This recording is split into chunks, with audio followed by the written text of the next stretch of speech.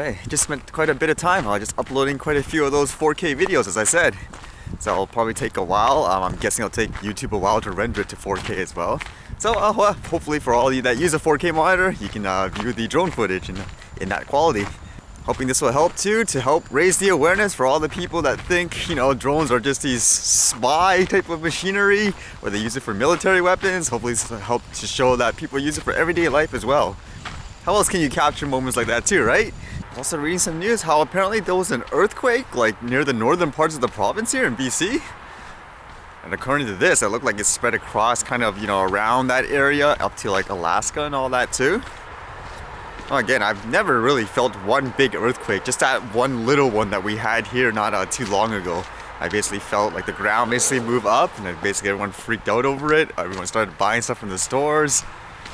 Kind of interesting because I know someone just moved to this province recently, and I was wondering, hey, why don't you live like in the city of Richmond? That's where he works usually, and he says, nope, I'm staying away from there because it's all like around the water and everything. So when an earthquake happens, I don't want to, you know, suffer the consequences. Things like earthquakes and flooding kind of makes me think too, like in terms of drones. Like what if we had an earthquake here where everything is flooded and all that, and people are trying to find people that are stranded like in their homes? What happens if a person like me with a drone does have like the resources to try and help people scout out for others, but then this law says, nope, you're not allowed to fly the drone near the buildings, like within 75 meters. It makes me think, like, what would you do like in that situation where you as a regular citizen, you have the tools and resources to help someone there, but because the law says you can't, would you say, nope, your laws make no sense, I have to do what's right, you know, to help the other person? Because I have seen like other videos in other countries where there were floods, like people were stranded on their homes, and there isn't exactly like what 100 helicopters out there to help people, but then you had so many regular drone flyers that could go out there and you'd find out, you know, where all the other people are. So that's interesting in that sense for people that always say, you know, drones have no use or only for spying or military. I mean, they do have a practical purpose in that sense too, I can see. Kind of like what I said last time. I mean, if you choose to look at it in a glass half empty perspective, you can say, hey, there's more of us in terms of recreational flyers, so there's more dangerous people, or there's more prone to accidents. Or at the same time, you can look at it with a glass half full, where there's more of us, so there's more of us that can do good for the world too. So that leads me into my next topic, which is actually something you guys brought up to me. You wanted me to talk about, which is actually really interesting.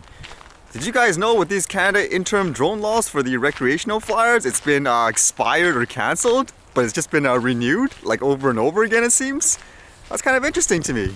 So to get you up to speed for those who weren't updated on it, basically a few weeks back we were basically given these interim drone laws, which essentially bans recreational drone flyers with all these crazy stipulations.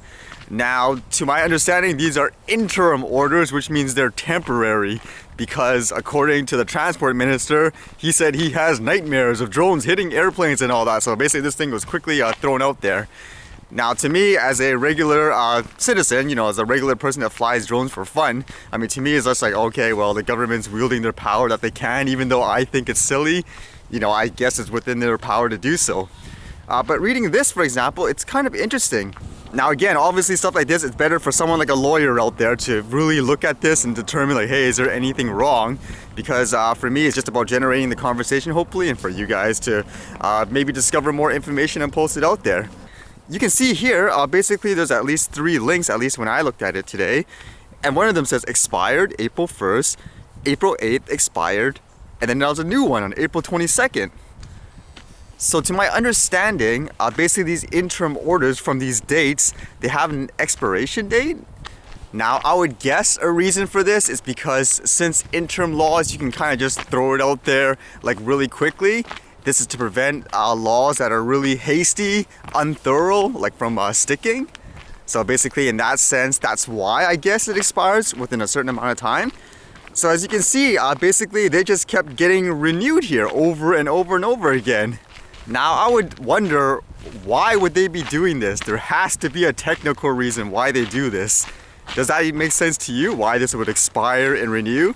The only thing I can gather from my personal interpretation of what's going on here, because in many ways it reminds me of, like, say, anything else in life where people essentially abuse policies, if that makes sense. Is that fair to say?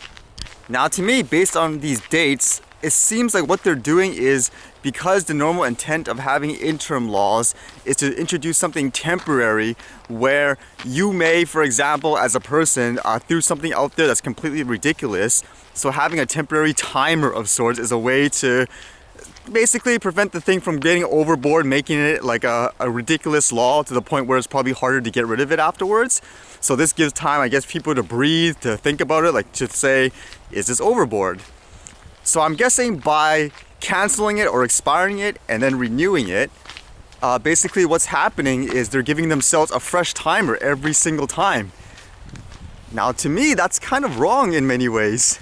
Now my personal interpretation of this expiry date and the fact that it's renewing, and in terms of how it's potentially abusive, it makes me think, kind of like using an analogy, think of it kind of like a customer, or really bad customer, for example, going to a store, and the store has a return policy, for example, like you can return the item within 14 to 30 days unopened or whatever.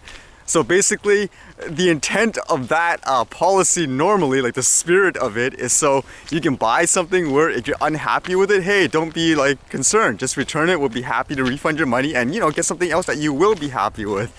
But then you have these people that actually abuse it, where they actually just want to get, like, say, a free camera for rental for free. So within, like, say, if it's a 14-day expiration period, they'll use it for 13, return it. They'll go back to the store again, they'll buy it again just to return it again at 13. So they're really abusing the process just to get free equipment. Now with that in mind, if we were to bring it back to this drone and Transport Canada and these laws expiring, it almost makes me feel like Transport Canada and Marc Garneau are specifically in the same way abusing the laws to keep these ridiculous interim orders in place. Is it fair to say this is kind of like using a legal loophole? Like, is that the proper term for it? Because I would think if you think you're so correct with your laws, that it's so dangerous, that the whole public or everyone in general supports your cause in that sense, why do you feel the need to have these things expire and then renew it, expire and renew it? Because to me, it seems like you're just doing this to use it as a way to bypass the proper way to get laws approved, if that makes sense. You know, and in many ways, maybe I'm wrong, so I welcome like anyone to throw out like any other information on why they would do it this way. But to me, it seems kind of, you know, I'm a little skeptical. It doesn't seem right. And it's kind of funny because I think I remember Marc Garneau making a quote something like, as your transport minister, like it's his job to keep you safety, like as the public. I would say, hey, as a transport minister, and since you're doing a public job, I want public transparency. Why are you doing this? Like, for example, having the laws expire and renew as opposed to doing it the proper way, so to speak. What's the real deal? Kind of crazy to think, huh? All I wanted to do was fly the drone for fun and share some great footages with everyone, and now we have stuff like this. It opens up such a can of worms. I'm assuming like these kind of practices with these expiring, renewing laws is probably common, but like, you know, the regular everyday person like myself usually doesn't pay attention to stuff like this. Oh, Transport Canada, Marc Garneau, you're teaching me so much this year, just how crazy like these law making processes and everything are. Anyway, see you guys later.